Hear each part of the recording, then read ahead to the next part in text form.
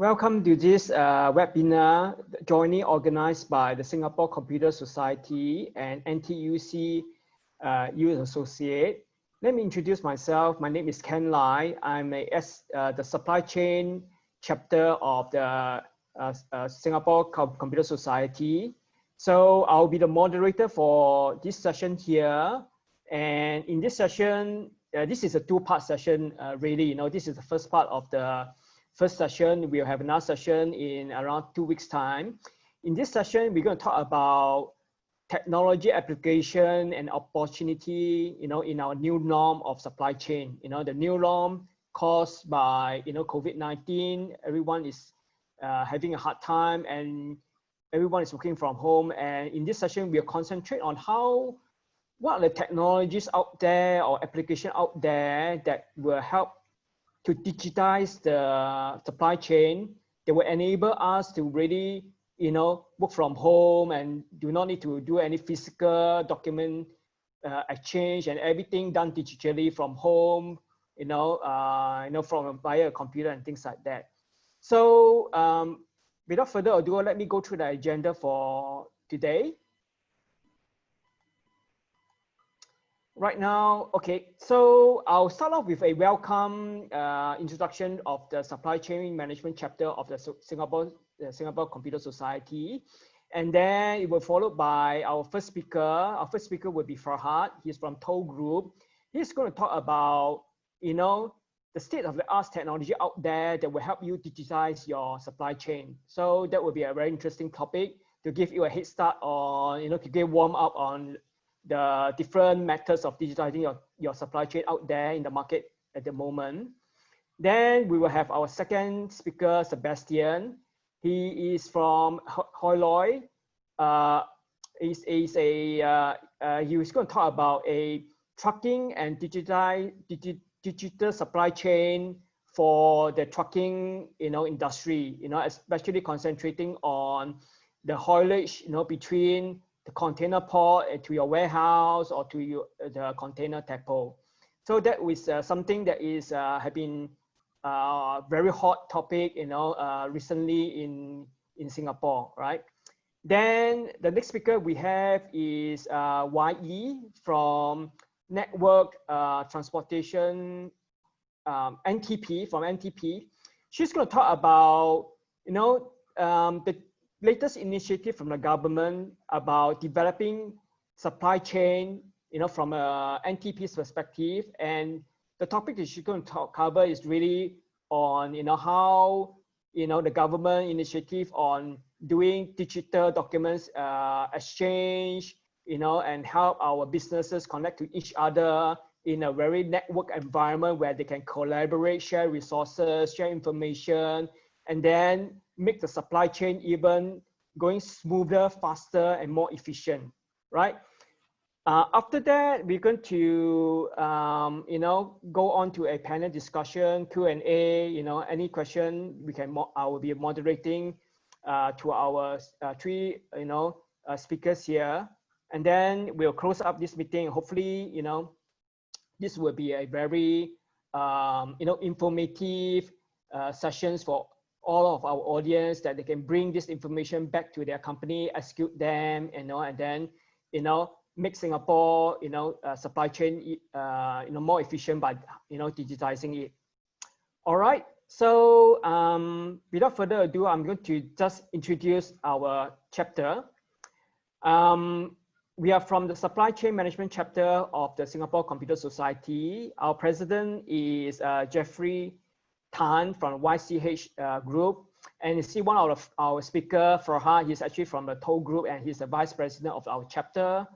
And these are all our chapter members here. I'm part of the EXCO for this community, and our chapter regularly hosts webinar like this to really educate our colleagues in the supply chain industry and also in the IT industry. Our chapter is one of the chapter, in fact, it's the only chapter in Singapore Computer Society where we are both, sort of like business savvy and also very IT savvy, right? We are not pure IT people. we work in the supply chain industry, and then we come together with us, a lot of supply chain operation experience together, marrying that with our IT knowledge, right? So that is our chapter members here. I hope that, we will have, we are looking for recruit people on a yearly basis. And I hope that, if you are interested to join our chapter, please feel free to contact our president, our vice president Farhad, who is part of this panel here, right? Okay. So, like I was saying, we regularly hold webinars like that. Our webinars is, in the format of what we call an ASCENT series. This year we have already hosted, in March, a web seminar on supply chain disruption and response strategy. And then in June we have another one, and in August we have another one. And right now, today we're going to talk about this, like say, how we digitize our supply chain in the new norm of COVID-19, how we can assist our colleagues, to work from home, digitize the supply chain, and minimize any physical movement here and there, right? And then, like I say, this is the first part of the first part of the 2 series session. The second series will be held by the 5th of November. I hope that you will be continue to support us and join this the session next week in the coming weeks, which is talking about the subject embracing tech in the logistics and supply chain industry. Again, it's a collaboration with NTUC U Associate and NTUC SCEU. All right. So here I would like our audience here, to take a moment to bring up your mobile phone, take a snapshot, join our Facebook, join our LinkedIn, and join our SCS website, so that you will be, informed of any upcoming webinars or any upcoming, sites. We used to do site visits also, to, like, for example, Amazon Web Service Center and things like that. But unfortunately, because of COVID-19, we have stopped those events this year. But if you join us in LinkedIn, follow us in LinkedIn, follow us in Facebook, you will be notified of any upcoming events, that we are organizing. Okay, without further ado, I'll pass it on to our first speaker, our vice president of the chapter, Farhad, to talk about, how we can digitize our supply chain today. Farhad, over to you.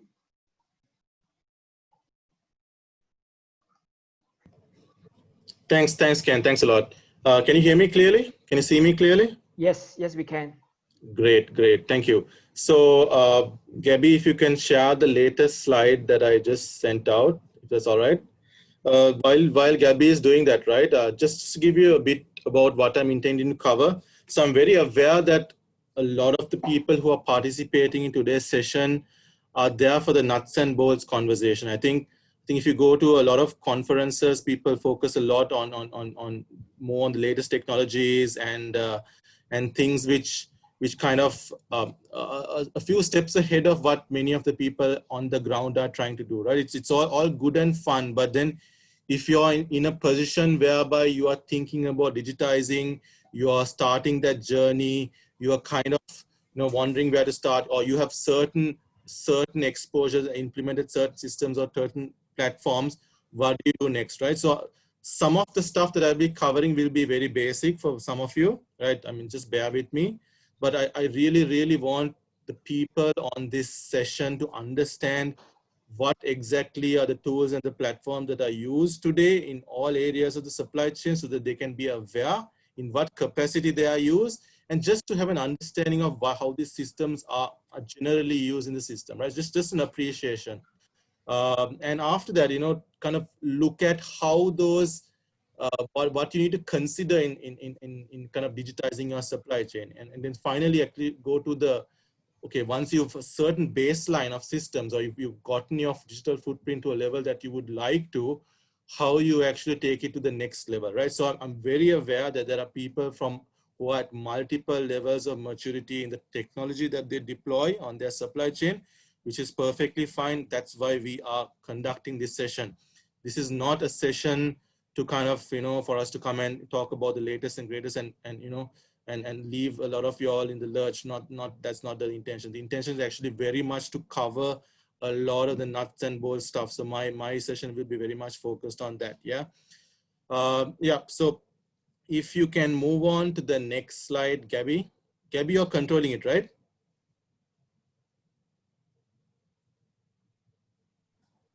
Yes, Baha, can you see the next slide? I can see the next slide. Thank you. Okay. All right. So let's go through this first. Yeah. So these are like a tease or an appreciation. What are the basic systems that we talk about when we're in the supply chain world, right? I mean, over the span of my career working supply chain for nearly 10 years, it's taken a while for me to understand and have appreciation of most of these systems functionality. So that's what I'm trying to do here. I'm trying to provide all of you all a view as to how these systems are used, what they do, and whether if kind of get your thoughts a little, get a little, make it a little curious as to how, whether this is a correct solution for me. There are various tools here which are used in various parts in the whole chain, but you will know as to, you can take an appreciation out of this, whether it's something that you should consider, right? So we are going to cover transport systems, warehousing systems, freight management systems, cross-docking systems, CFS systems, e-commerce fulfillment systems, 4PL supply chain orchestration systems, and asset management systems, right? So of course, we have half an hour.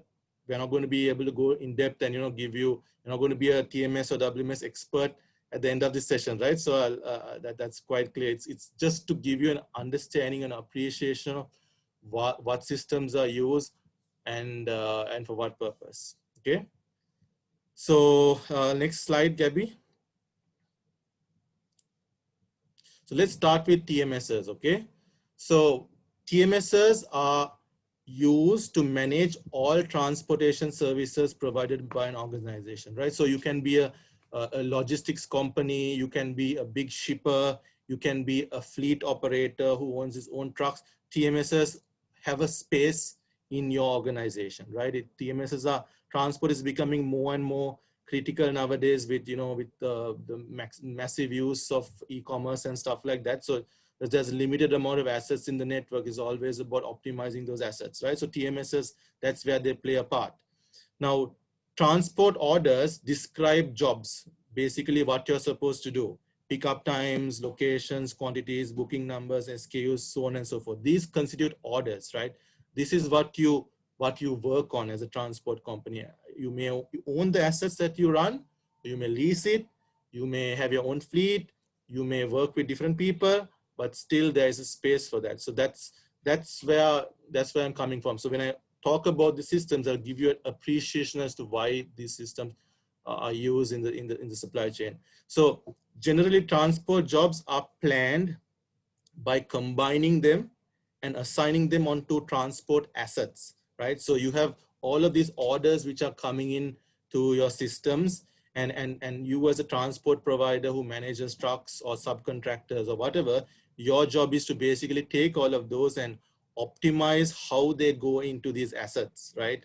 Which driver, which truck, which equipment, which trailer, so on and so forth. That whole activity, if you have a good transport operator, they can do it pretty much on Excel, but it's always a risk, right? That's the risk when you run a manual project. So that's where TMSs come in, manual operation rather, but that's where TMSs come in. They give you a platform for you to manage the inbound orders against the assets that you run in a system. Take these and put them and optimize the usage of your assets. That's something that to think about. These jobs can be subcontracted or executed by your own fleet, in which case you would use a fleet management module, where I will talk about it a little later. But that's, yeah, I mean, in Singapore, I think we have various types of models that we run, depending on which type of transport provider you are, whether you're a logistics player or what, you will use transport in different ways. And most TMSs allow for different types of models of usage, okay? But the fundamentals are that you manage orders against the assets that you have, which are either owned or virtual, right? So another thing is track and trace. We always keep hearing about track and trace. So track and traces are pretty much, allows you to understand where these orders are, where your shipments are, where your spare parts or certain SKUs are, right? So it's about tracking these orders, knowing exactly where they are in a map, knowing how the route is being executed, understanding incidents, understanding alerts, delivery failures, and so on. So having a TMS allows you to do it on a much larger scale. So a lot of you might be thinking, okay, I'm running X number of operations on it. I don't need a TMS, right? But your scaling is inhibited. You can't scale as much as you would like, and you would scale linearly. You would have to increase your headcount linearly, right, according to the number of people that you have, but or orders that you are coming. But if you have a TMS, it allows you to scale at a lower level. So if you're seeing a growth in your transport operations, number of people that you're running, and stuff like that, assets, consider TMS, which allows you to scale at a scale factor that is much better than running it on Excel or manually, okay? So you also need a TMS to capture things which allows you to get paid, like PODs, EPODs, signatures, photos, cash on delivery. New TMSs support all the types of models that are previously, you handle offline, things like, cash on delivery, click and collect, car boot deliveries, and so on. So there's a lot of innovation in this space. Yeah, so that's TMS. And every slide, I'm going to have a couple of images there, which gives you a pictorial view of what really happens. Copyright is to those specific owners, just to be clear. But yeah, I mean, it gives you an understanding what this key as what this is about. So if you move on to the next slide. Yeah. So warehouse managing system. So this is probably the one that has the most amount of coverage in Singapore, because it's very difficult to run a warehouse without a proper WMS, right? A proper WMS is pretty much essential. So this is probably a little less focus on the people here, because most of you will run some sort of a WMS of some sort, right? But this is, again, there's a very, very wide audience here. Some of them are have not really implemented, or they're running paper-based, things like that. So this is for us to all come on the same level, okay? So how do warehouse management systems work? They work on inbound orders, which come in via ASNs, which are shipping notices, and POs. The warehouse receives this, and they receive the inventory against this. So every time you receive something, you tick, tick, tick until the ASN or the PO is completely received, right? You divide a warehouse into multiple locations and zones based on the type of goods being stored. So coming up with a proper warehouse model, a radial zone, faster moving goods that are closer to the put away and the pick zones, right? That TMSs help in that. They facilitate a better usage of space, right? And you know exactly where to go and pick from, where to go and put away, and so on, right? So that's where WMS comes into picture. So put away logic is defined based on inventory that is and specific to put away locations, because if you put away, you need to pick, you need to understand where it was put away. So there's an entire process on that. There's a lot depending on, if you're handling DG cargo, different types of cargo, do you use bins? Do you use, I mean, the warehousing world is just endless, right? The amount of configurations and how warehouses are being built for speed right now, getting more e-commerce, getting a lot more automation. So if you're thinking of coming up with a automated warehouse, you first need to have a WMS, because the WMS interacts with the automation that you have, right? So outbound orders come in via custom ERPs, and that's where the picking happens to fulfill that order. And once you pick, which is based on various pick logic, things like first in, first out, first expiry, first out, it is staged, and then once you send it out, it is a shipment confirmation sent to the customer's ERP. So again, baselining, okay? We are baselining the systems that we have in the supply chain. So that's the teaser about the WMS. But like I said, I think most of you have some sort of exposure. It is very difficult to run without. Next slide. A freight management system. So this slightly lesser use. I mean, we have a lot of freight forwarders who do Excel, paper-based, tear a sheet from their house BL and write everything on that. You'll be surprised, right? Freight forwarding is a very easy business to get into. So freight management systems are primarily concerned with three things: shipments, house airway bills, and master airway bills, right? How they relate these three things. So different freight management systems do it in different ways. The good ones allow a high degree of flexibility because the freight world is not well structured. It's very, very on your toes kind of industry. It's a bit different from the contract logistics kind of world, yeah. Now, so freight forwarders, what they do is they take your booking and they book either FCL, LCL with the carriers like ocean liners or um, ocean liners and airlines. I haven't used the word airlines in so long. I was thinking air carriers. So goes to show how much we don't use the word. It doesn't roll off the tongue as easily. But yeah, airlines. Okay, so they do bookings against these providers, asset operators, and you maintain that in the FMS, right? So freight forwarders, the good ones, the good FMSs are integrated into booking networks like Intra, GD Nexus, GDS for air freight. This allows you to automatically confirm your bookings and all with the carriers. Carriers provide space, you book, and these networks facilitate that transaction, right?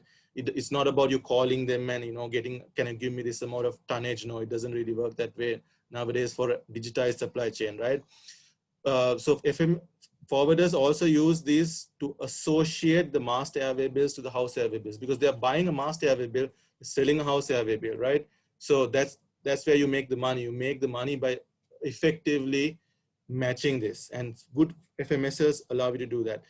Now, when you're in a slightly higher aspect of the freight forwarding world is treating things as shipments, right? Whereby you take bookings as shipments, and then you manage these shipments onto house airway bills, onto master airway bills, and you manage shipments for the customer, where the customer can say, where is my this and this, where is my such and such, right? Then at that level, it's a bit difficult to do it from a manual kind of operation. So it's a little more your system comes into play a little more, right? And sometimes you have customers who are dealing with long-term suppliers like who constantly keep supplying them with the raw material that they need to sell. So in that case, they have long-standing bookings with these suppliers, and as a freight forwarder, you use FMS to periodically fulfill requirements against these long-term bookings, let's say monthly, weekly or so, help them to get those raw materials via the freight networks from the origin to the destination. So freight is very much origin destination kind of base. You have origin process, destination process, and the FMS allows you to separate it out because you also need to do customs declaration and brokerage, right? So that if good FMSs are integrated with customs, right, and they allow you to do declarations and automate that process. A good custom broker is like gold dust, right? You get him, you don't want to give him up. So a good customs broker, they know how to fit general trade into the various tax-free regimes. They know how to use a FMS to get this logic out of it and to help their providers, make those good decisions. Okay, so that's an FMS. If I move on to the next one. So again, remember, we are baselining, okay, because remember, a lot of people, they don't really know, they might not know all of these systems, right? So crosstalk systems, the first number one item there is wrong. The first item is actually, it has got mixed up with the e-commerce one, which I'm coming up later, but crosstalk systems basically allow you to manage your inbound and your outbound shipments. You don't really break apart the shipments that come in and out in a crosstalk location. Crosstalks are meant for speed. It's meant for getting your optimizing your networks, whereby if you look at the picture on the side, right, before cross-docking, you'll have multiple trucks going to multiple locations, but after cross-docking, you have a better utilized network whereby these trucks bring in, and using the cross-dock, you kind of allocate it to zones or areas where these truckers can fulfill. So it's about optimizing your assets. Cross-docks, they allow you to do that. They do not break down the inventory. If you are breaking down your inventory in a cross-dock, you need to think twice why you are doing that. Okay, it's the best cross-docks I've worked with do not do that, right? So they deal with shipment in, shipment out.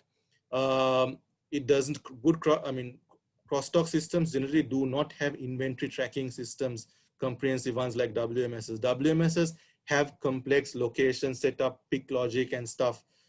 You don't have that in cross-dock locations. You can create locations, physical or virtual, but That's about it. You know that this shipment is here. That may be a physical or a virtual location, right? But that's about it. That's all you need to do in a cross-dock system. And your system is set up to manage everything in and out. Your system is set up to manage everything in and out, right? So that's the main purpose of a cross-dock. The other thing is to make sure your dock space is maximized, because you need to run your outbound trucks as effectively or as full as possible, right? So a good cross-dock allows you to optimize your usage of your trucks and your network. That's about it. So you can see below there's a screen capture of the SAP cross-dock systems. It's about mapping the inbound shipments to the outbound shipments. Good ones allow you to visualize your docks and things like that. Allows you to schedule appointments and so on. So again, baseline, right? Cross-dock systems. Next one, Gabby.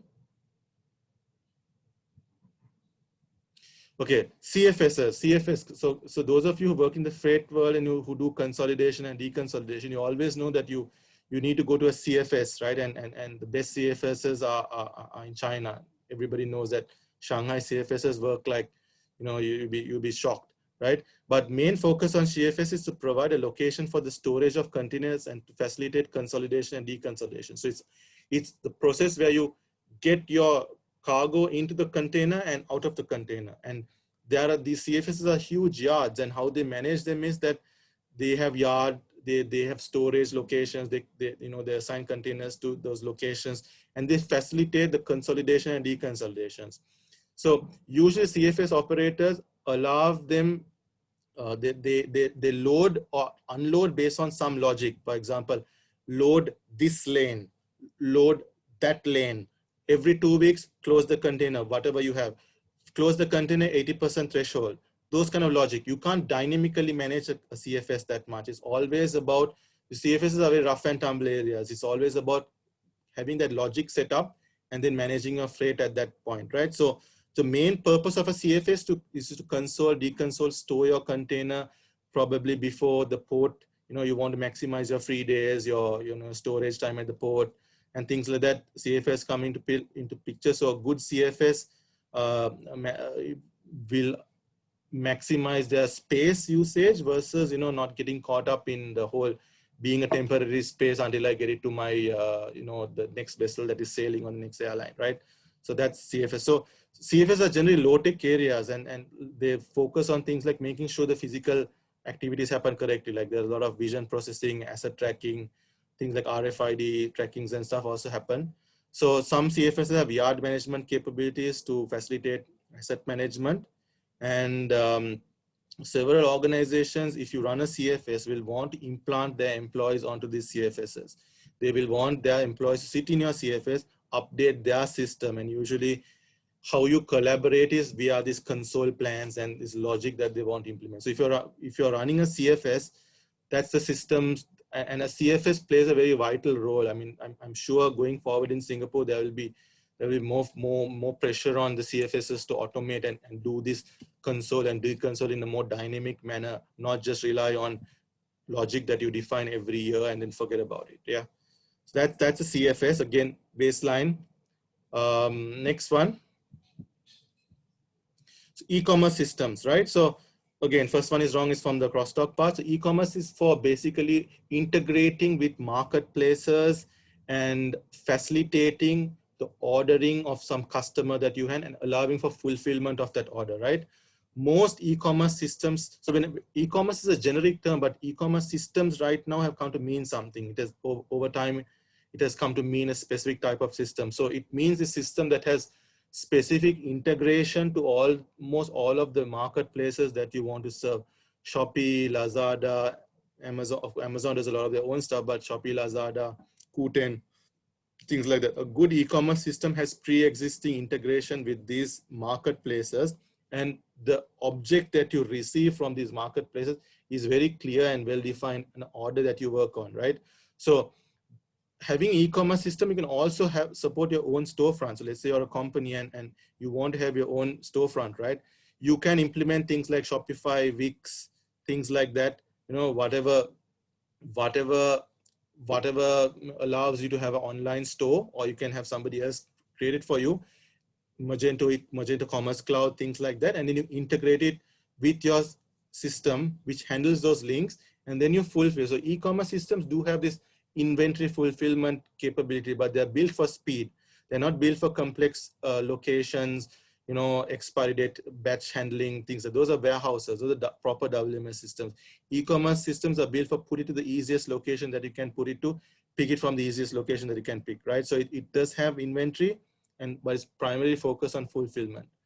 So it's built for speed, like I said. And there is usually very heavy integration with customers, ERPs, and carriers. Okay, so point number 4 is not right. It's from another thing. I think it's got jumbled a little, but yeah, e-commerce systems allow you to integrate this, allow you to fulfill. Generally, e-commerce systems, they run on e-commerce warehouses. You wouldn't run an e-commerce system on a B2B or a complex warehouse process. You would carve out area of your warehouse, run the B2C system as that on that, and use that as a separate location against your overall warehouse. That's generally how it's done if you do B2B and B2C fulfillment. But if you're focusing on B2C, you just have a complete B2C type warehouse setup, okay? So again, those are what e-commerce systems are about. Next one. Yeah, so 4PL supply chain orchestration system. So this is where you are a level above a 3PL. You're providing an end-to-end service where you're telling a customer, a big customer, these are usually for big customers, that you will orchestrate their end-to-end supply chain, meaning that you will manage their vendors for them, right? So you are a neutral party. You can use your own resourcing on based on contracts, or use the customers' vendors themselves, right? You manage a lot of origin freight activities and destination freight activities. So basically, end-to-end, when you're a 4PL, you manage a lot of inbound, outbound freight. You manage international moves. You manage the customer and the other supply chain vendors as well. For example, truckers, warehousing, freight carriers, all these things, all the aspects in the supply chain, you will have some level of management over, either at a very light touch level where you just call or something, or very more integrated, heavy integration. You know exactly, they send you messages, they are real-time tracked and so on. So it depends on what you want from your 4PL, right? 4PLs always usually work on the shipment object kind of thing. They always ask you, they can ask you, where is my shipment number this? Where is my SKU number this, part number this? Where is my booking on this, which I did with this carrier? Those kind of questions they will ask you when you do a 4PL type business. The system will facilitate those, right? So usually involves very heavy integration with vendors, because your customer is giving you a big part of their supply chain work, right? So it requires a lot of integration with their ERPs. And yeah, that's a 4PL system. There's a nice picture there which explains it quite well. Okay, next one. Asset management system. So this is the last of the baseline systems, I would say. There are two parts to this: yard management and fleet management, right? So if you're, again, you run assets, you run a yard of some sort, or you run a yard before warehouse, post warehouse, or you run a fleet. These are the systems that you would use. So yard management is mostly based around space utilization, optimizing your space, and making sure things like parking spots and docks are well utilized. They can also issue things like, we all know gate passes, appointment slips, dock booking, security certificate sign-offs, things like that.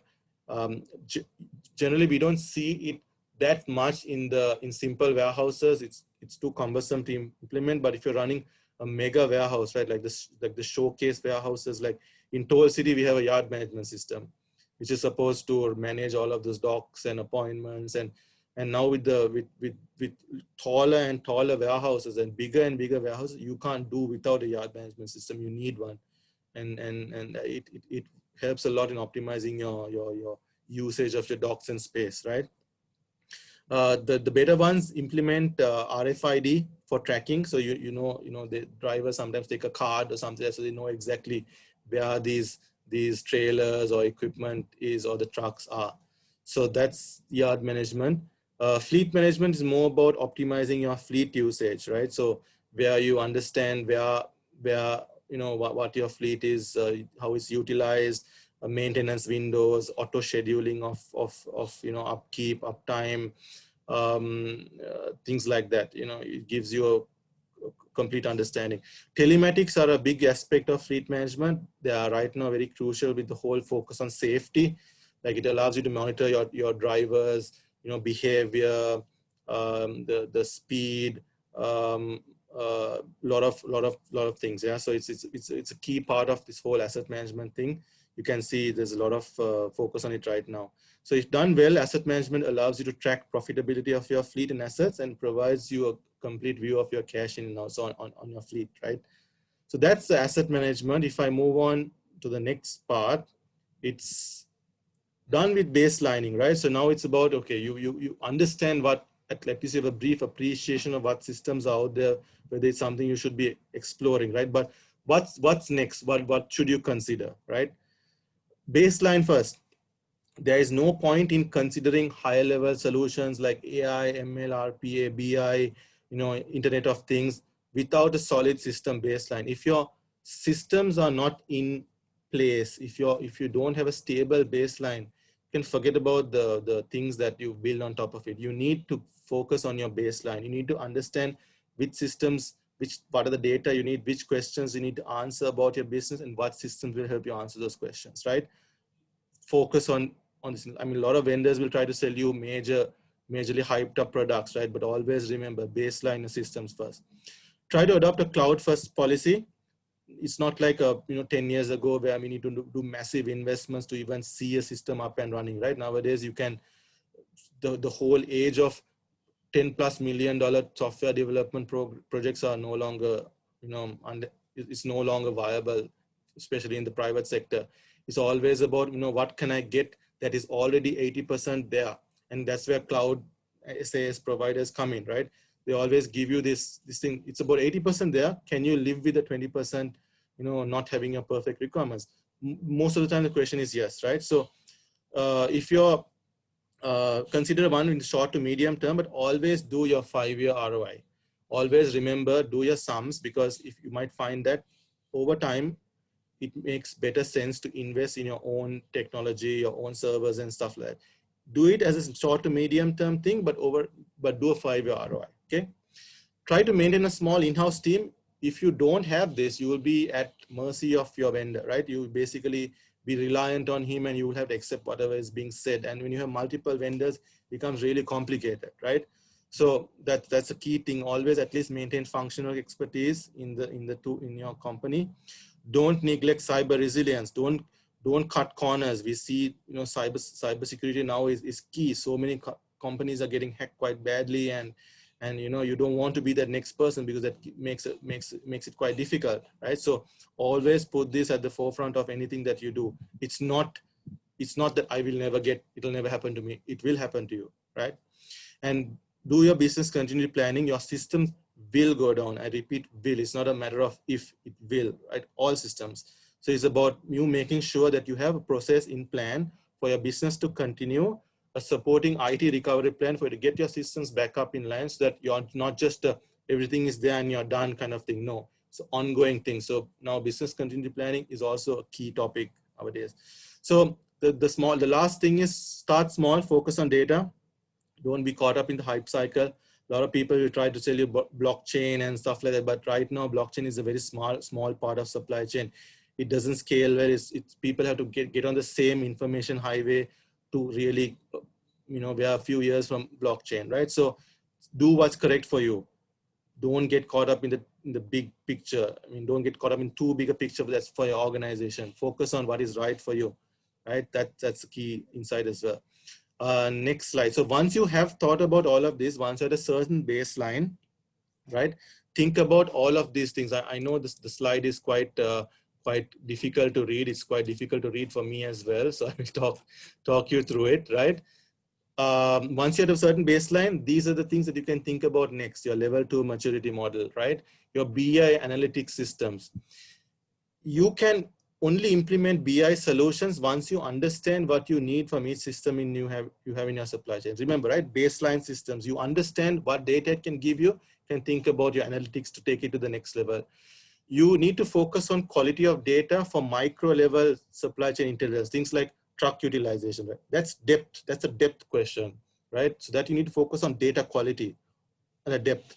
But if you need to know, if you need to answer broad questions, things like, for example, overall order fulfillment time end to end and performance velocity in a supply chain, that's a macro level discussion. And for that, you need to understand your multiple systems need to be in play. And even though you don't have the depth in certain systems, you have to have a broad data layer, utilizing multiple systems, and these data has to be clean. Right. So once you have that, that's when you can think about BI analytics and deriving this intelligence, right? If you don't have clean data, if you don't know what your data is about, don't know where to get your data, you need to answer that question first, right? Next, RPA, right? Sorry, not next slide. next point. So RPA has caught on quite a bit. So it's a very popular technology because it allows you to automate a lot of tasks without changing anything. That's why people like to adopt RPA, because you don't have to change anything. Process is dirty. It's okay. I just automate it. It's still dirty, but at least I don't have to put any head count there, right? It's not the correct approach, because you need to look at how do I change the process. The P in RPA stands for process, right? So it's not just a task automation, which a lot of people do. So, but if you get your systems at a baseline, you can automate a lot of your tasks using these robots, right? It allows you to integrate systems which are otherwise not integratable, like integration on glass, what we call it. Robot reads this system, writes that system. You integrate it in a not so organic manner, but it works. A lot of people do it as a stopgap measure or for a critical thing.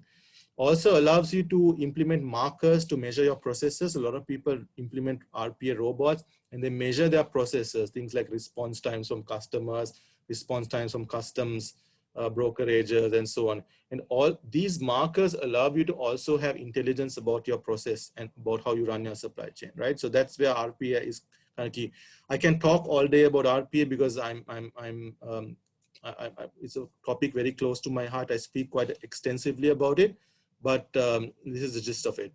Next one, AI and machine learning. So a lot of AI hype, a lot of machine learning hype, right? So generally in the supply chain, you need to be careful because how we use AI ML is quite limited.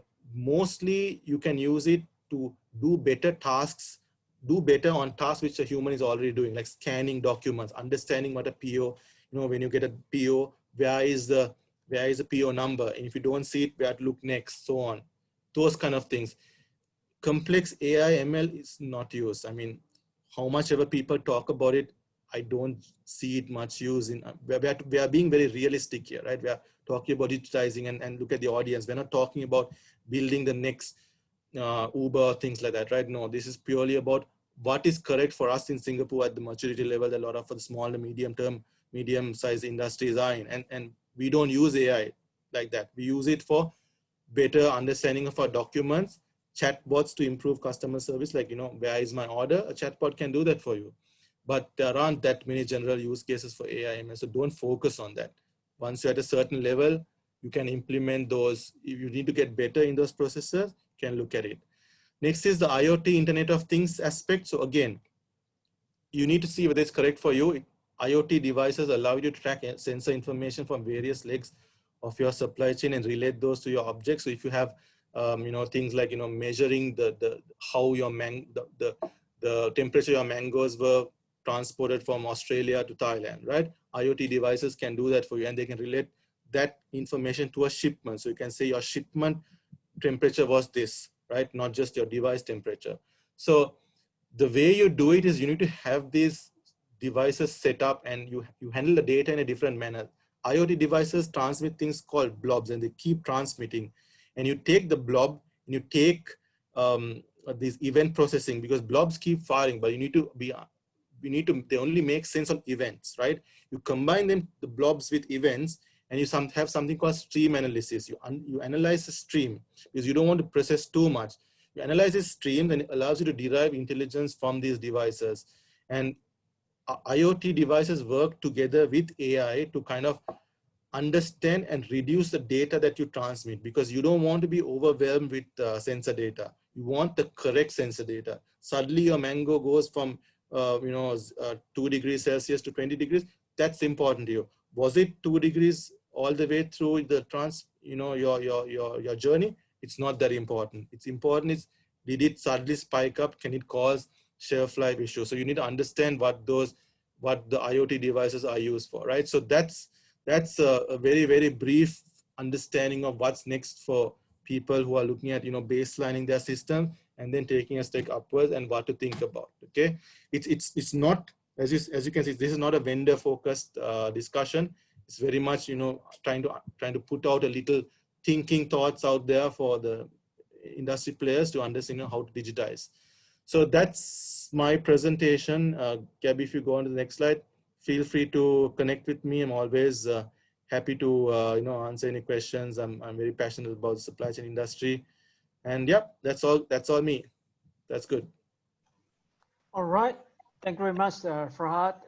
Now I'd like to introduce our next speaker, Sebastian, to talk about the latest digitized technology in his area of specialization. I mean, Sebastian. Hi, 1 minute. Let me just put it up.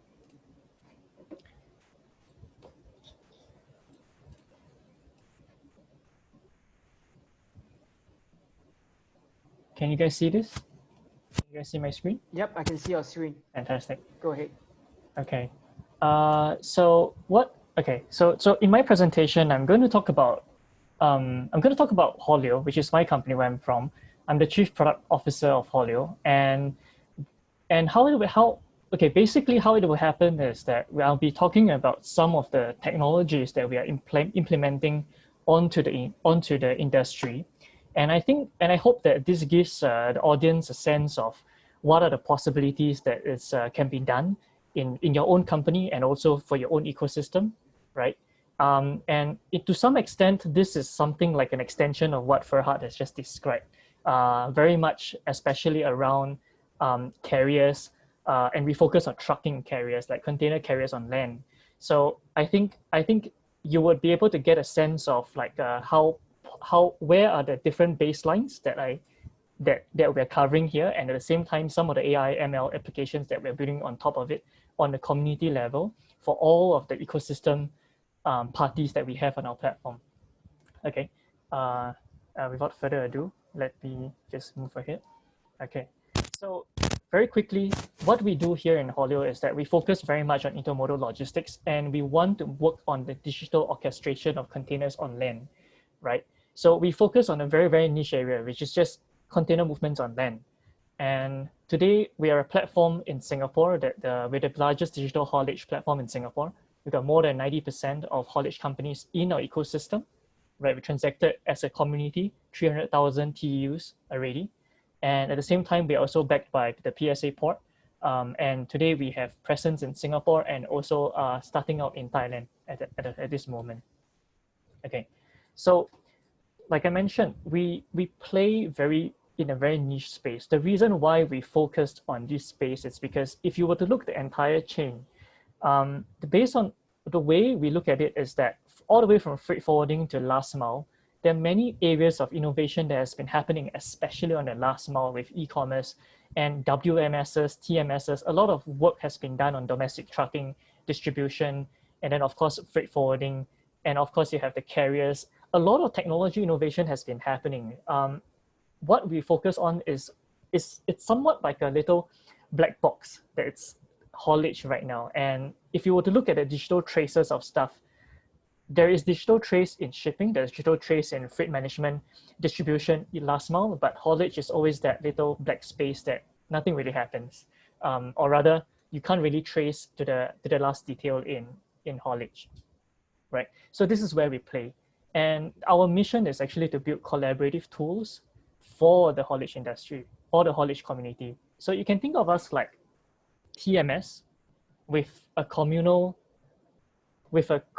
aspect, which is a very big part of us. So we're not just a TMS, but we focus on how a TMS that is used by the entire community can co-benefit every party in this ecosystem, right? Yeah, and at the same time, we are connected to the upstream, which is, you have the different platforms that's happening, that's springing up right now. You have the PSA Portnet, you have the Hive community, and you have Callista, and of course NTP, which I think Wai will be going a lot deeper into it. So the reason why we do such things is because in the 2PL side of things, especially on the trucking carriers, there are problem statements that really inhibit the digital supply chain itself. And a lot of these hauliers, a lot of these trucking companies have difficulty in going digital together, especially when it comes to integration with their customers, right? So this kind of platforms like Calista, NTP really benefits to the hauliers. At the same time, by going to be able to connect them upstream, we are opening doors for the haulage community as well. Yeah. Okay, so first and foremost is the baseline, right? What we see in the haulage industry, and I believe for most part of container trucking industry, in Southeast Asia, you have a lot of paper and whiteboards, and if you are using Excel, that places you to the top 75%, top 25 percentile of the industry in terms of digitalization, just using Excel, right? What we're trying to do here is to move the haulage industry away from paper and whiteboards to light up the digital data points for the haulage industry onto where it is, where the containers are, what's the condition, how is it coming, is it arriving to your warehouse, which one is coming first, container A or container B. These are what we are trying to do, right? So we're moving the hauliers away from paper and whiteboards, the trusty paper and whiteboards, to something that is on cloud. So yes, we are the short and middle term soft access provider that Farhad mentioned. And from there, what we want to do is to be able to solve barriers in the haulage industry. And the three barriers are that for most part, in a carrier business, it's a really it's a poor economies of scale for most part of them. Like there are a lot of carriers who are just a few trucks, right? And that doesn't give them a lot of economies of scale. So by having a communal SaaS tool, by communal SaaS software, we are trying to bring the numbers together.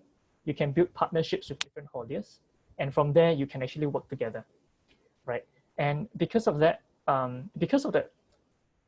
problem is actually because they're small and assets are generally expensive, it's very hard for them to scale by themselves. So a communal tool helps them to scale and multiply by having partnerships.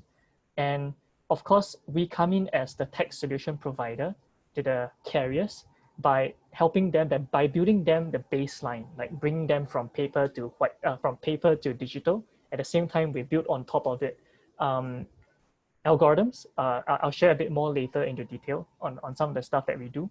So it's to actually tech up the industry, not just to help them to digitize, but to bring them technologies that goes beyond the baseline.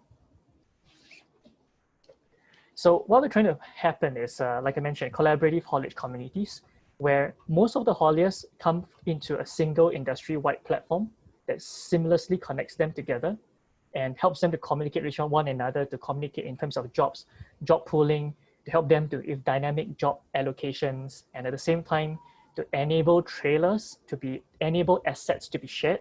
In this case, we are looking at trailers, and of course, to develop collaborative business models that wasn't possible unless you collaborated. Yeah, so this is what we're trying to go towards.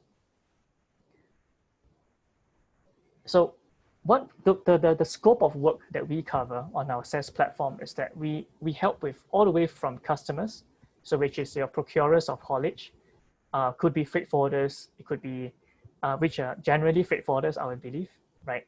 Or we can place bookings, there's API integrations that we can provide. So if you were to bring your operations onto our cloud platform, it gives you the ability to go into API integrations with some of your freight forwarders, if they have, right?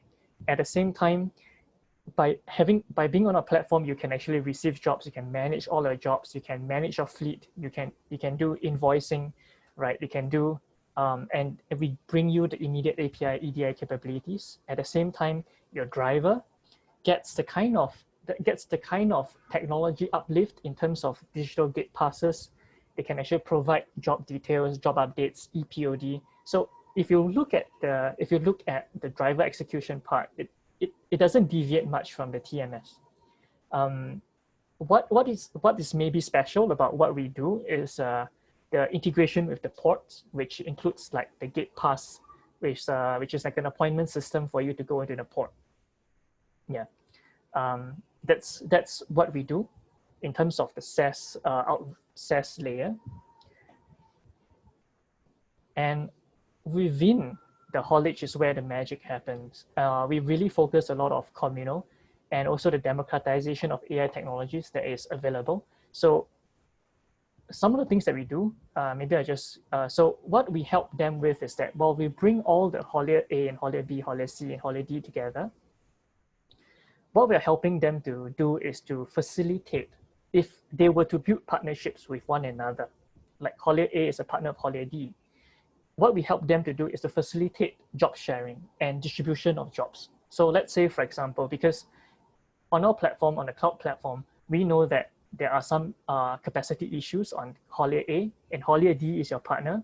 What we do is to help them to say that, okay, you know what, haulier D might be able to help you in this. It's your prerogative to say, to get the help. We do not interfere, but we highlight it up to you, okay? At the same time, we help you with resource monitoring, basically resource tracking. It is a form of telematics, and also the pooling of resources for you to be able to share between haulier A and haulier D, right? And we are building schedule automation tools for you as well. So what happens is that if you were to come on board our platform, instead of just being able to put in your job orders and manage your orders, what we do is that from your orders, how do we manage your fleet? It's a bit like the last mile or the milk run scheduling systems that are available. A lot of it are available for the e-commerce, but for the haulage industry, it's something that is rather special, that is not that available. And of course, it's a cross-fleet optimization. In this aspect, it's primarily about how do you actually, okay, which is very much a job sharing system between haulier A and haulier D as well, right? So haulier doesn't just run the SaaS tool. We run this part as well, which is the job pool, which is if you have too much load, you can actually put up your jobs on our platform and we find it for you. So if you don't have the partnerships, we become your partner as well, where you can put up your jobs and we help you to find other people within the ecosystem who are not your partners. Yeah.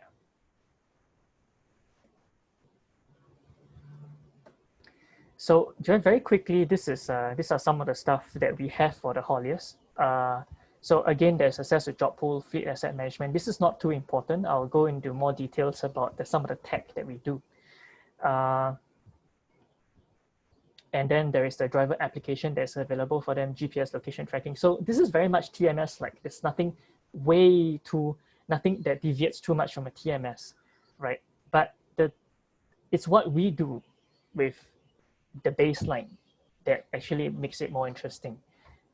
So one part is predictive analytics.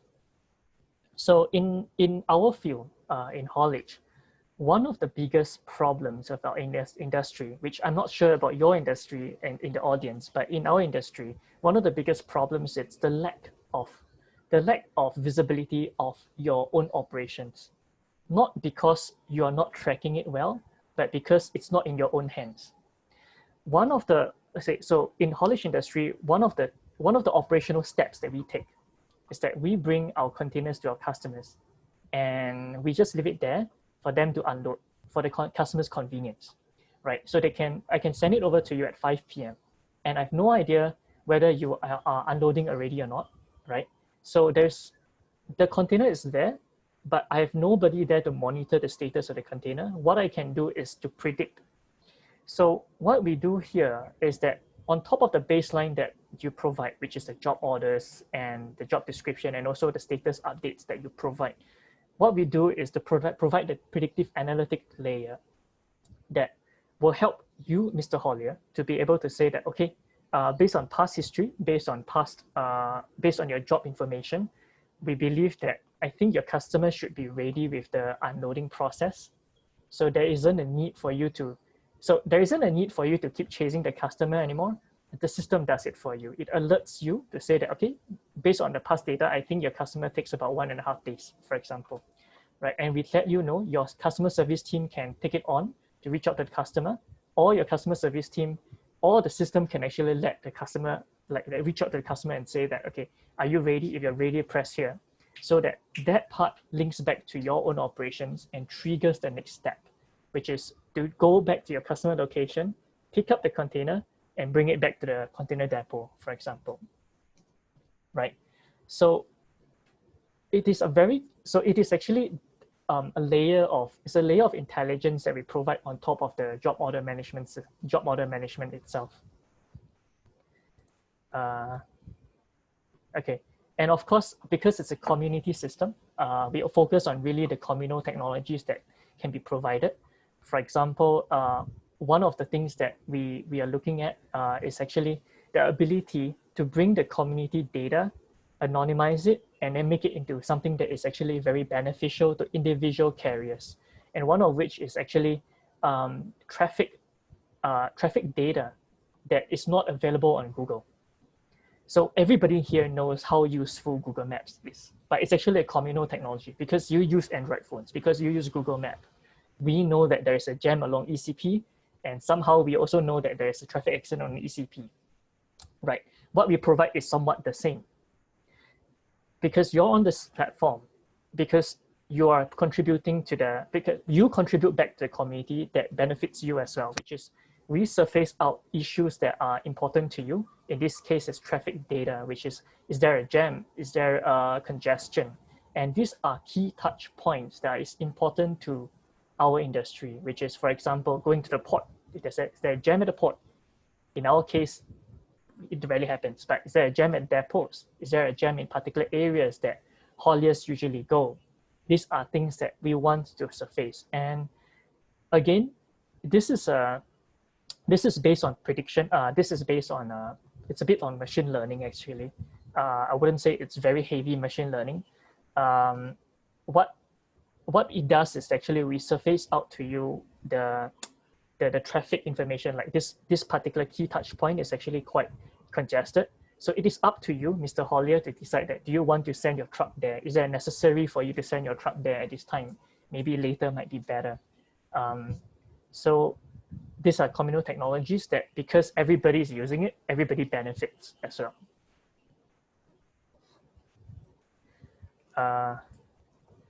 Moving on, and algorithms. Okay, so this is something that because you're a carrier, you don't really, okay, technology may not be your area of expertise, right? Which is what a SaaS platform like us, we focus on, right? One of the biggest things that we work on is actually haulage scheduling algorithms. The reason why I highlighted in this slide is because haulage is very different from, okay, haulage is quite different from normal last mile deliveries. Primarily because we need to consider prime movers, we need to consider trailers, which is which involves a huge circle of operations, which is when do you pick up a trailer, why do you pick up this trailer, do you drop off this trailer at a customer location, or do you swap this trailer for something else because another customer's 20-foot container is more important than this customer's 40-foot container, right? So this level of intelligence is something that usual last mile algorithms do not provide, or rather the kind of matching is not provided. So we build our own algorithms that is to be deployed onto our hauliers TMS solutions. And yeah, so these are algorithms and AI technologies that we're trying to democratize to the haulage industry, which for the audience, I'm not sure which industries are you guys in. I do believe there are similar opportunities out there that allows you to be able to come together as a group to work on similar software projects that maybe that goes beyond the baseline of what Fahad has mentioned. Okay, and lastly, one part is IoT and operations as well. So in terms of haulage, one of the most interesting things about our industry is that there is a limited deployment in telematics to trailers. And trailers are an important part of the business, like I just mentioned. When you bring the container to the customer warehouse, there is no way for you to know what's happening to your trailer and your container unless you have someone standing there. So when we actually look into the operations, we started work on IoT for trailers very early on.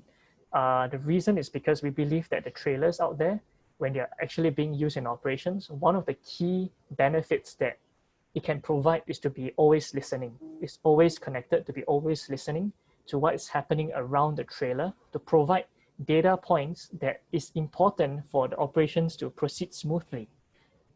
So what we are building here is a bespoke trailer tracking device that goes to a particular, that can help you, Mr. Haulier, to be able to say that, okay, there is unloading happening, there is loading happening, or nothing has happening for the past 2 days, something is weird, or rather, so instead of you having to communicate with your customer aggressively to find out what's happening to your container, everything can be done through a digital layer that we are providing. So generally, okay, so these 4 areas, which is in IoT, algorithms, communal technologies, and predictive analytics and operations are the key. Okay, I saw one of the questions, maybe I shouldn't go into the questions, but I saw one of the questions is, what is a TMS? What can a TMS do? This is what a TMS software can really do, and this is what we focus on heavily. We don't want just to be a baseline system, but we focus into what other intelligence can we actually bring onto the table.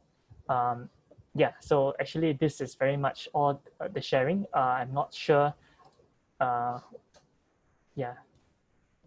Yeah, so actually this is my scope, my sharing for today. If there's any further questions, I would very much love to maybe answer that later part during the panelist discussion. Yeah. Okay. All right. Thanks, Ken. Sebastian, thank you so much for your sharing. Yeah, it's very insightful for me to understand the haulage part of the supply chain. Very insightful. So without further ado, we are running a little behind schedule. Without further ado, I'm going to introduce our next speaker, YE. She's going to talk about network trade platform, and really looking forward to her introduction there. YE, over to you, please. Thank you. Let me just get those slides going.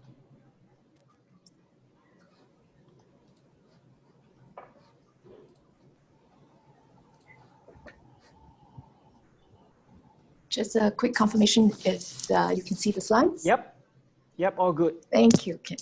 All right. Hi, everyone. I'm YE. Given that we've all had a fairly interesting afternoon, I thought before I start, and I ought to situate this, I have to congratulate actually the Singapore Computer Society and Ken and his team for putting together the program, because even though we didn't quite coordinate in great detail, I think with we're going to, the 2 speakers before me, Fahad and Sebastian, has given me a very good segue into what I'm going to talk about. First, Fahad about the baselining, and then Sebastian about how in one part of the entire supply chain, the community has come together to collect, tap, and actually use data in a very smart and intelligent and productive way. So what is the NTP? The NTP hopes to be able to enable the digitization, not just in specific areas, and for those specific areas, we work with guys and companies like Haulier and Sebastian to do it. But our role is probably to link up the bigger ecosystem so that whether it is an FMS, a TMS, or eventually with carriers, or if with your customers, with traders, and with ourselves, customs, digitization doesn't cliff off and drop. So what exactly do we do? The NTP is situated in customs. So we are a government-owned, operated platform. And it has been live for coming to 2+ years now, officially launched in September in 2018. And when it was launched by DPM Heng, he spoke about NTP as a transformational platform. So I'm going to show you a little bit about what that means, what we were set out to do, or what was the problem we set out to solve. So this is what NTP looks like. For some of you whose companies may already be on board the NTP, some of you may not be. The NTP is live, and it aims to be a one-stop interface. Because you will have many systems, you have many customers, you have different service partners, you have partners in your community, such as Haulage, and Haulio can help you with that. You also have partners outside of your specific industry, the adjacent ones, as well as upstream and downstream ones. So when that happens, NTP hopes to be able to help you connect to all of them digitally. And I'll show you how we hope to achieve that. Quick look, if you are already a user of NTP, this is what the post login page will look like. I spoke a little bit about who we are and what we do, and useful for me to maybe contextualize how we see our role. We are a government platform. We're government owned and operated, which also means we are non-commercial and we come in as a neutral facilitator. That also leads very naturally to be an open platform, meaning we are not exclusive. So on NTP, you will find different, for example, if you're using WMS systems, you will find more than one WMS system who has already integrated into NTP.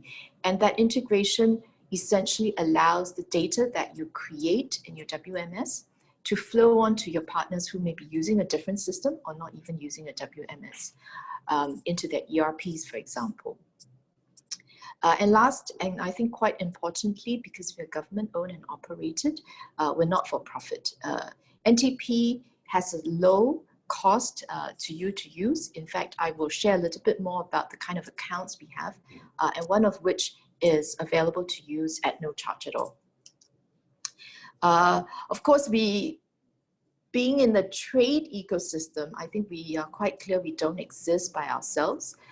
And these are our partners across government. And later you will also see, I will share a little bit more about the partners that we work with across the trade ecosystem in the private sector as well. So what do we set out to solve? Supply chain, as we know, is really about different parties linking up to achieve or to eventually produce a product. From our own work, we realized that in a single trade, and we're not even talking about the complexity of a supply chain, right? We're just talking about moving an item from point A to point B in a B2B context. In a single trade, it takes up to 25 parties, 30 to 40 documents. And out of that, we know that 60 to 70% of information is reused at least once. It is re-entered by an individual trying to record that data into a WMS, into an FMS, into a TMS, or an ERP, or some other system. And the same information is re-entered at least once. We think in reality a lot more times. And if you're looking at supply chain and logistics, it shouldn't be too complicated. You know, Fahad talked about the kind of work that freight forwarders do.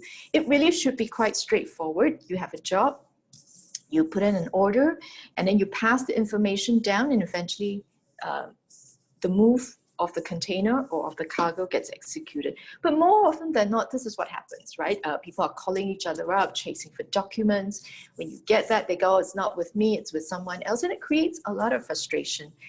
So what does NTP aim to do? We aim to, well, I like to think about it as we aim to try and improve your quality of life.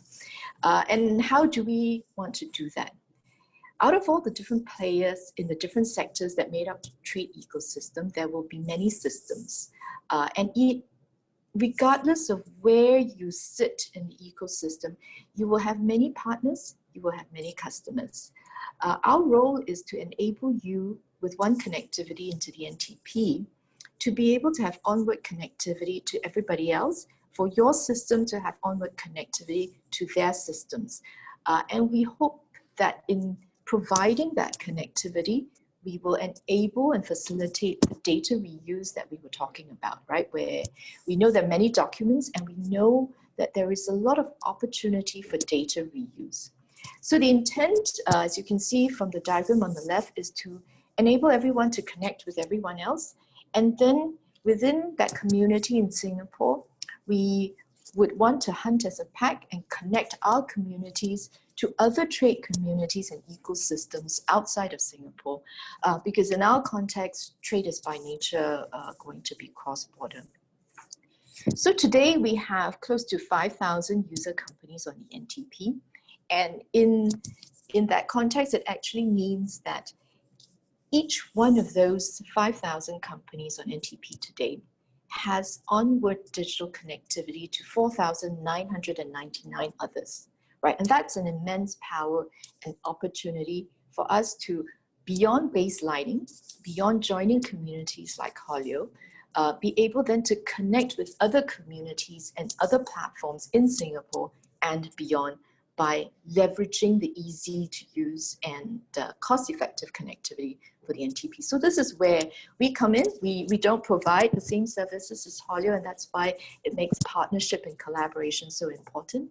And it is also not government's intent to participate or provide the services that are really very much better off or better placed in the private sector. But our role is to connect it all up. So what's the point of connecting it all up?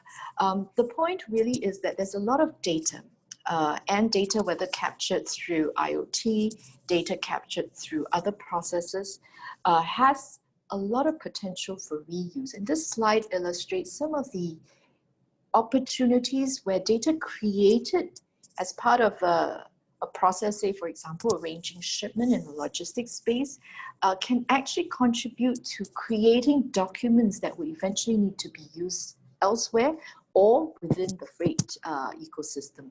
So each green box that you see on this screen represents an opportunity to consume data from another document that was created perhaps prior to that process. And every orange or yellow, again, depending on how the colors of your screen are configured, every one of those yellow or orange boxes represent an opportunity to create the data in the course of your transaction or in the course of you executing the action in the trade ecosystem to contribute to the construction of another document that will be used by someone else down the road. So the opportunities are immense, but these opportunities are only meaningful, I think, when we then apply them to services, and also if we are supported, we have a what I call a foundational layer that makes it safe. You know, Fahad talked about cyber resilience.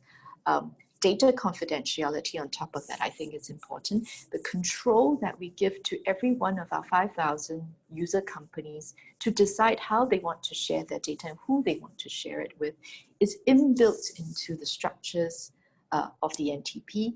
And behind that, we provide verified digital identity through the use of CorePass and through the use of single sign-on integration with our service partners.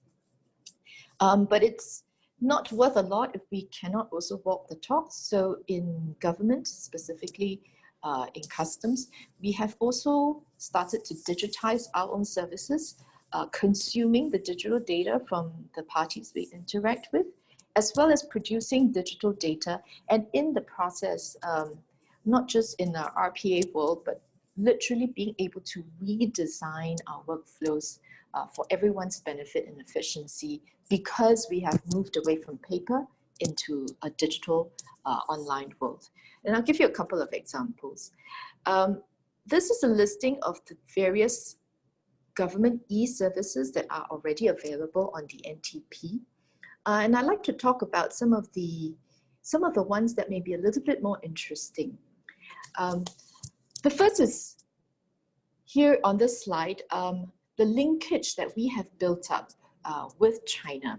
So we've done the digitization process domestically. China has their own digital process, and we have done a link up. So if you recall the slides earlier where we had the two spoke and hub diagrams, one representing the domestic in Singapore community, one representing a foreign community, and the linkage in between. This is an example of how it all comes together. China is a very big part of the world trade economy, and China is Singapore's single largest trade partner. So there's a lot, most of us have a lot of business coming from or going to China. For us, Backed by the FTA and backed by G2G agreement with China, we have established digital connectivity to enable digital exchange of electronic preferential certificate of origin and electronic certificate of non-manipulation. What does that mean? In reality, it means if you ask or if you come to Singapore Customs to issue a preferential certificate of origin to enable your shipment to enjoy preferential tariffs from our FTAs when it arrives in China, we will issue you the certificate when you qualify, and we will issue it digitally, and we will then, with your permission, send this digital data directly to China Customs. And this is done for all northbound and southbound shipment. They can do the same when they send the preferential certificate of origin to us. So this goes directly to China Customs, which means you don't have to courier the documents, and that removes a lag. They won't have an issue of questioning authenticity because it comes directly from our system into their system. So the benefits are quite far-ranging. Not only will companies be able to enjoy the lower tariffs from our FTAs, you will have greater certainty of cost because your tariffs, the document that allows you to enjoy those lower tariffs will not be questioned. You also remove the lags where you need to courier paper. More importantly, you also remove the need for repeated data entry. And with that authenticity, there is greater assurance, or that there's a lower risk that your shipments will be further delayed because either documents don't arrive in time, or it's not clear if you qualify or don't qualify for the lower tariffs. So this is one illustration of the things that are happening on the NTP, where we're trying to link up systems to enable our community here in Singapore to benefit and for trade to be able to flow, and in that way support the supply chains. But it's not enough that we do it for G2G. I think trade is really more than just about customs and regulators processes. Trade is about a whole range of activities that start from understanding the market, preparing documents, all the way towards the end when you're talking about payments and reconciliation. So what do? We can't do everything by ourselves, and certainly we don't intend to because we're government. So we work with many reputable private sector players in order to link up the various systems. So in these few slides, you would see the digital solutions that are already in market, have established themselves in the market, but they have also then integrated with NTP. And that means that data that they require to perform that transaction, say for ASCENT to be able to process a marine cargo insurance application, they can then now use the NTP's connectivity with all these other systems to consume that data so that a cargo owner can then get the insurance. When they issue the insurance certificate, they can issue it digitally, and through the connectivity through the NTP, as a trader, importer, or exporter, you can then digitally reuse that certificate and its data for any further downstream processes.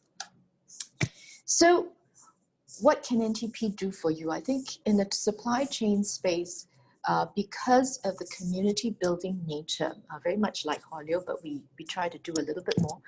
Because of the community building nature, I think we can offer with companies, whether you're a trader or an LSP, or performing other roles in the trade ecosystem, to command and control out of Singapore. With that, we also then allow you to be able to leverage the connectivity that we have domestically and cross-border to have more seamless digital transactions. And those digital transactions will then bring you not just cost savings, but with data, bring you efficiency, bring you greater authenticity, and give your physical flow, which is what supply chain is about at the end of the day, give greater reassurance and certainty to the smooth and efficient physical flow of goods across borders. So at a very practical level, how can you get started if you're not already on the NTP? It is not difficult. With CorpPass, the account setup is entirely online. Come in with a CorpPass, a key personnel from the company can then accept the T's and C's, and in a matter of minutes, your account will be set up and ready to use. I would think that the key personnel would maybe appoint, again, in the user interface, an administrator who can then delegate access to other members of the company. For larger volume users, there's the opportunity and option for system integration through SFTP or API. It is not mandatory, and that's an option depending on how you intend to use the system. And then you're off and good to go. The money question, the $1 million question, actually it's only a $40 question, it's not a $1 million question. The NTP account is meant to make it accessible to as many companies in Singapore as possible. But if you are still at the exploratory stage, we do offer a light account, for which we do not take a fee. You can come in, explore. I mean, there are some limitations, as you can see, in terms of the number of user accounts and the amount of data storage we provide. So at this point, I would just like to highlight that the reason there is a data storage is because we built the NTP to enable every user to protect the data confidentiality and to retain full control of how their data is shared and where it goes and where it comes from. So for example, if your ERP was integrated with the NTP in order for you to share data with your freight forwarder, it will not mean that all your data will be visible to your freight forwarder, or NTP suddenly opens up that door for your freight forwarder. The data repository is a little bit of a transit lounge. With your integration, you can choose the data that you would like to place in the transit lounge, which is your data repository on NTP. And then through that, decide, you can do it manually or you can create rules, decide who you want to share it with and for what purpose, and vice versa, right? They can send you back data. It doesn't mean it will automatically find its way into your systems. It will, again, reside in a transit lounge called the data repository in NTP in the first instance, and you create the rules, or you can decide to use the portal to manually ingest data back into your systems for further processing. So that's designed to give you control. And that's also designed to, I think everyone wants to, A, retain some control, and two, also buffer your internal systems from risk or data that you may not think is ready to be used. Right, so with that, I've come to the end of my presentation. The website or the URL is ntp.gov.sg. Happy to take questions or happy to have you email us with any queries that you may have. Thank you. All right, thank you, YE. Thank you, that's a very good presentation. Looking at the time now, I think we can spare 15 minutes to do a sort of a panel discussion and a Q&A question. Anyone have any question that you'd like to ask our panelists? Gabby, are we opening up for the floor to ask questions? Ken, if you look at the Q&A panel at the below, right, you will see that there are some questions that have already came in. Yep, I see that now.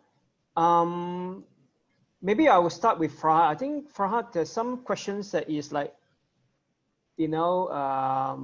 addressed to you. Would you like to select a few that you can answer? Because I think some of them is already answered in your presentation. Yeah, sure. No worries. I saw quite a few. Okay, let me start from the top. Okay. What are the most significant technology updates you see in the various logistics operating systems? Example, are the TMS significant upgrades to those 5 to 10 years ago? Okay, I get the question. So it's like this. There is a bigger focus on fulfillment right now. There's a bigger focus on the customer's customer, right? We've always been having this operation. Supply chain has not changed much. Supply chain operations. It's probably the industry that has stayed physically quite similar to how it was 20, 30, 10 years ago, right? So What has happened is what has changed is the focus. I would say a little more focus on the customer, and with that, the focus on data, right? When you have such um, in industry where the margins are so low, you need to grab whatever competitive advantage you can out of it. So I think the focus on harvesting data, the focus on having this kind of customer approach has come to the forefront, right? So operationally wise, I would say no, but in the focus wise, yes.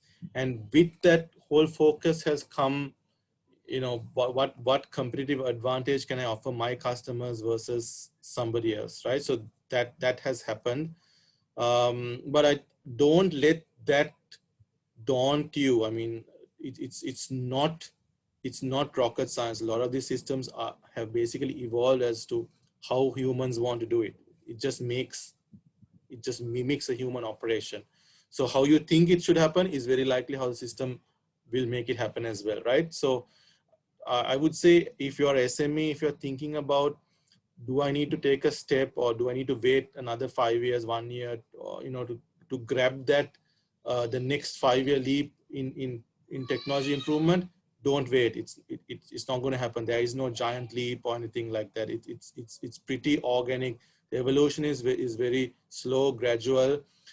The evolutions have kind of followed the technology evolutions that we have seen, like cloud-based, you know, moving to the cloud, aversion to major multi-million-dollar customizations. You know, it's more about standardization right now. So yeah, one big thing that I see happening is the Digital Container Shipping Association standard setting, right?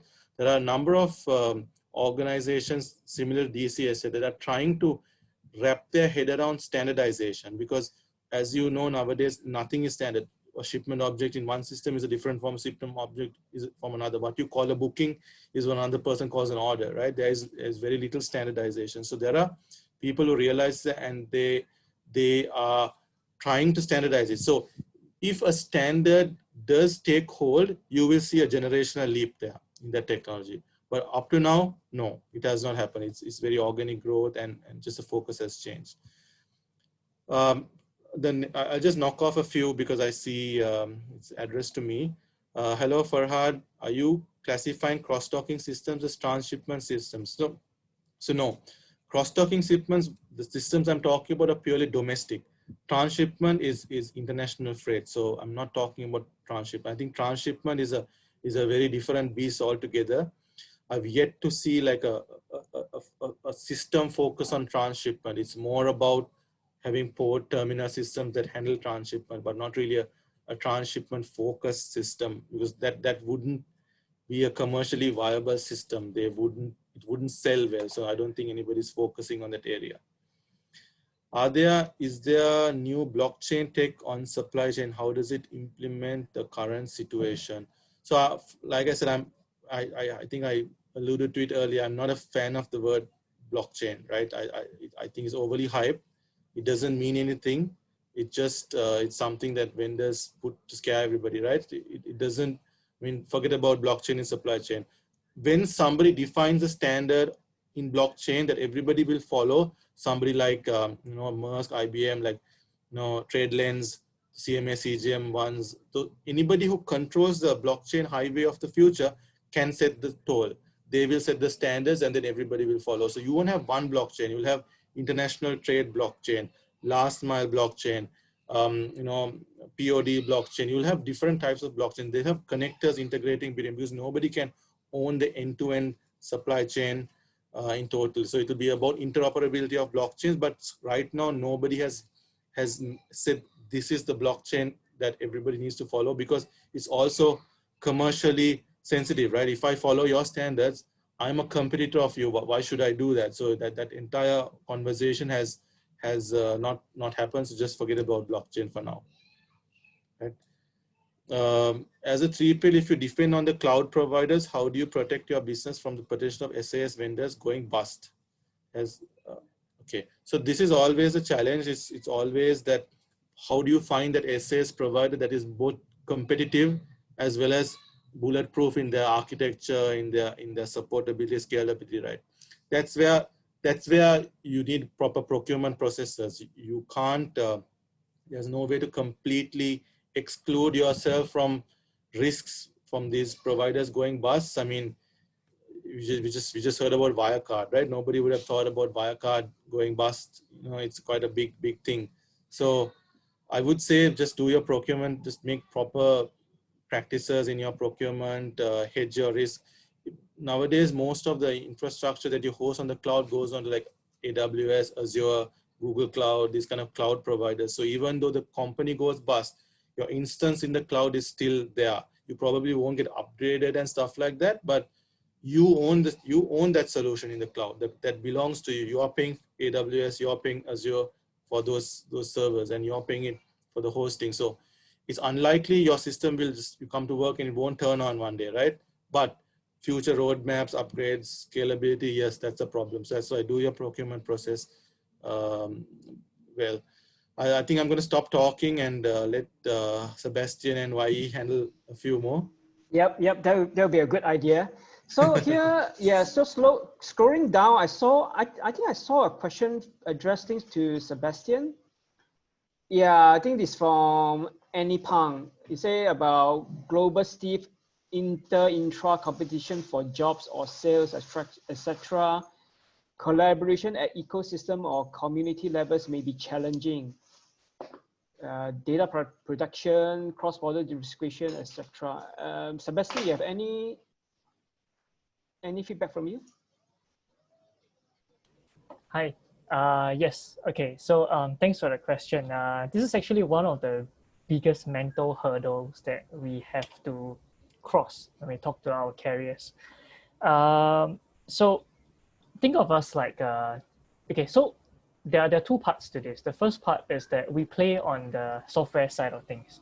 So by helping you to collaborate, it's a bit like using Microsoft Teams to chat with your colleagues, and being able to use Microsoft Teams to chat with another organization's colleagues, and be able to create teams between like organization A. You can create a channel that can be invitational, that you can send invites to organization B. Think of it this way: Microsoft Teams is the one that takes care of the data protection and the cross-border jurisdictions and the software side of things, right? How you want to make use of Microsoft Teams for collaboration between different companies, or you just want to use it internally for yourself, is entirely up to you, right? If you notice, we focus a lot on partnerships. Like I keep mentioning that Haulage A, Haulage D, your partners, you can work together. We facilitate that, but we are not the ones to actually. So the facilitation is more on the level of telling you that, okay, there's an opportunity that you can reuse containers between Haulage A and Haulage B. It is up to you to execute it. It is not a case of like saying that I'm doing it for you on your behalf. That's not what we do.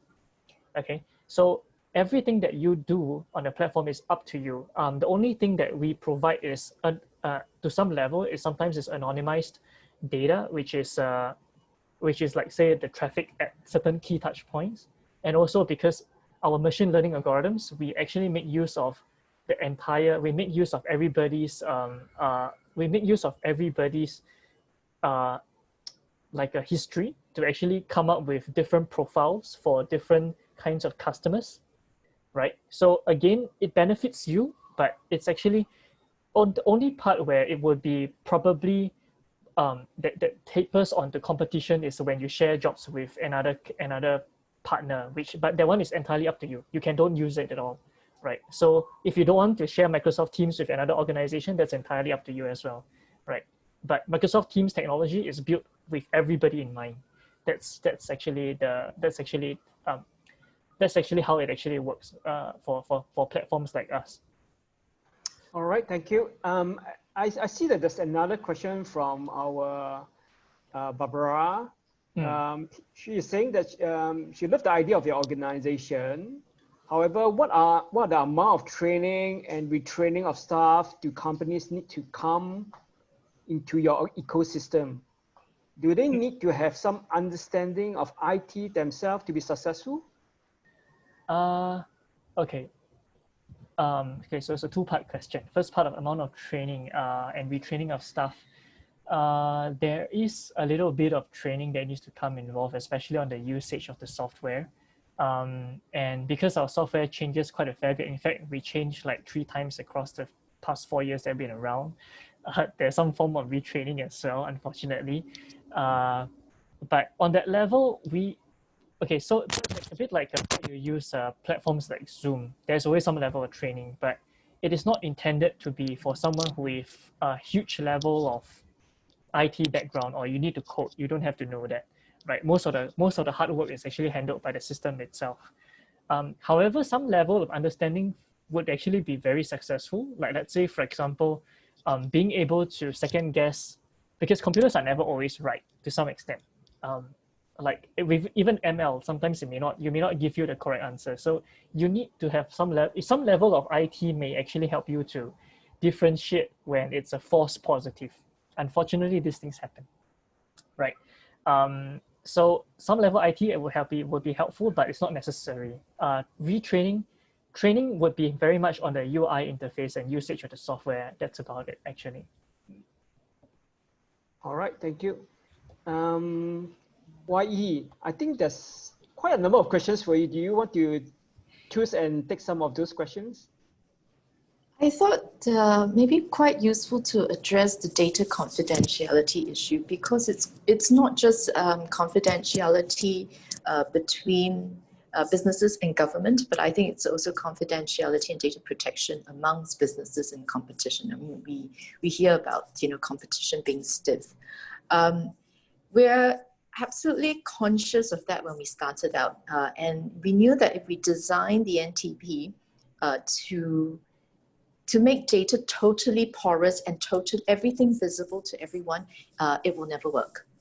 It will never work because it's not sensible. I would not broadcast everything about me on social media or where I've typed up with all my personal details and walk around the street. And neither should a business have to do that. So while NTP is owned and operated by the government as a platform, unless you are submitting something to customs to say for a permit declaration or applying for a certificate of some sort, as a platform, NTP does not see your data.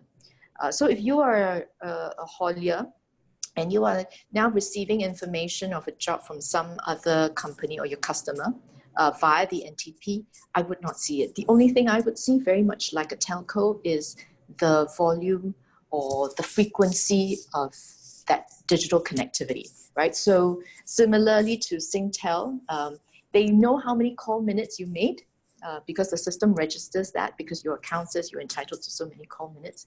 But when you call someone, they probably also did that connectivity. So they know this number called this number at this time. The call was 5 minutes. But they really wouldn't know, as NTP really wouldn't know what was in the payload of the data that was shared and transmitted. It's encrypted at rest, it's encrypted in transmission, and as part of our own governance rules and the rules that govern the use of the NTP, we don't look at the data. So similarly, your telco would not know if you had a fight with the person you called or you whispered sweet things to them and was a lovey-dovey conversation. So I thought it'd be important to set that in context, that we are not here to spy on you. We would, of course, as regulators, have some visibility of your trade, particularly, for example, when you submit a permit to us. And that's part of the necessary process. And when you do submit that permit to us, there is some cargo detail, there's the shipment details, but all of that is to ensure a certain amount of compliance and trade security. So I thought that was an interesting question. Maybe just very quickly, the difference between NTP and Trade Trust. NTP is a platform that allows you digital connectivity, and we're operational and we're live. Trade Trust is a standard that is built on blockchain. And I know Fahad's shaking his head, and he's like, oh no, not blockchain again. It's a standard, it's built on blockchain, but they are still at the POC and pilot phases. And I suppose at some stage when it is production ready, NTP will embrace it amongst the different standards that are out there. So we're not exclusive. I said we were open. And in that way, we're not just open to collaborate with different service providers. We also are open to make sure that data passes through regardless of the standard. So we work on standard to standard translation, and we're open to basically incorporate and collaborate with different standards. Whatever I say about blockchain, I'm a big fan of NTP, don't worry. Yeah. Okay. So, Wai, how about this question about cybersecurity? You're saying, obviously, cybersecurity is critical to the data for business continuity. How about in NTP? Do you have a BCP plan in place so that, you know, customers' data is with you, and then they rely on your platform? Yeah, yeah. Absolutely. I think security is, as Fahad said, right, something that we all need to pay a lot of attention to. And we do have BCP. We are a high availability site, primarily also because we host government transactions, right? That you can perform transactions with customs through the NTP. So for us, it's not just your data, but it's also data that we are bound to safeguard through legislation. In Singapore, the data that is submitted to customs for regulatory purposes is actually protected behind legislation. So we don't just have to take good care of it, we're actually not allowed to share it at identifiable level unless you have given permission. And given that Singapore is a major trade hub, you know, our port is 24/7, we're a major transshipment hub, both on the seaside, and until recently when COVID hit us, we were also a major air hub for both passenger and cargo. I think we take security very seriously and we take our obligations very seriously. So yes, there is BCP, yes, there is backup, yes, we are high availability, and you can imagine the many other things that we would do because we need to be up and running. We're a 24/7 trade hub. We can't afford to be down. But as Fahad said, you know, systems do go down. That's an absolute certainty. So with that, then we also have monitoring systems and of course, service and data recovery systems. Right, good. I guess we still have one final question for you. You know, that is like, you know, do you have a case study of a really big multinational company that is using NTP, you know, for their trade worldwide? That means like even it may be a, you know, MNC based out of like US, but they are using NTP to connect, you know, and trade all over the world. Do you have an example like that? I think we would like to have an example like that. Our cross-border connectivity is growing in intensity and density, but we're not all over the world yet. That's something we look forward to working very hard on. We've started to switch on digital connectivity with key partners like China. We are in discussions with quite a few other key partners like the US, including our ASEAN partners. So yes, we'd like to say we have conquered the world, but that is a story I hope I can tell on another day. But there are quite a number of MNCs who are using NTP in a very large and significant way. And I think all of us would know that electronics manufacturing is a key part of Singapore's economy. And quite a few of our large electronics MNCs are using NTP. Interestingly, many of them are using the NTP to digitally share data and documents with their logistics service providers. So clearly, it's got quite a bit of application in the supply chain and logistics space.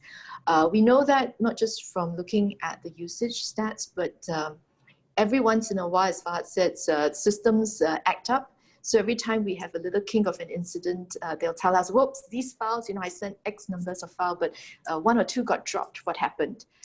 So that's kind of good to know that it is bread and butter issue for them.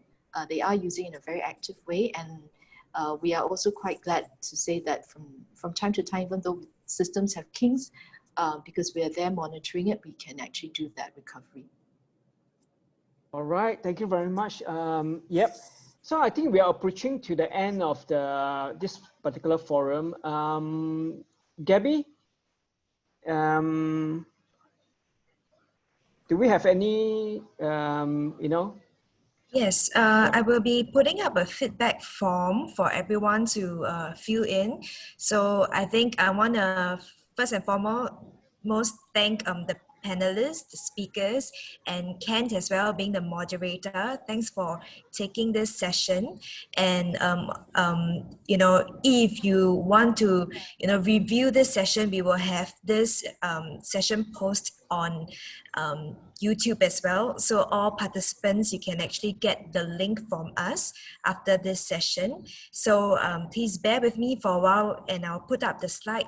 So thank you everyone. Thank you panelists. Thank you moderator for your time this afternoon. Yep.